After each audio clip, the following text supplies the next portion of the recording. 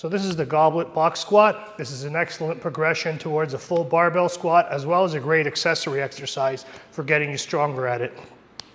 First thing we're gonna do is we're gonna grab a kettlebell, get it up in the goblet position, so that's out in front of your chest, elbows nice and tight, tucked in. Feet about just wider than shoulder width, with your toes pointed out so they track the same way as your knees as they bend. We're gonna get you to stand over the corner of the box. We're gonna get you squat back down.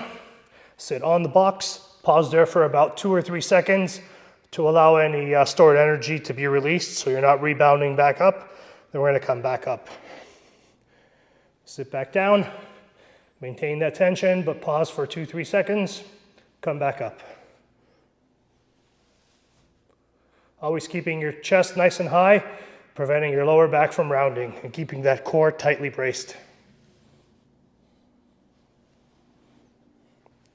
So there you have it, the Goblet Box Squat.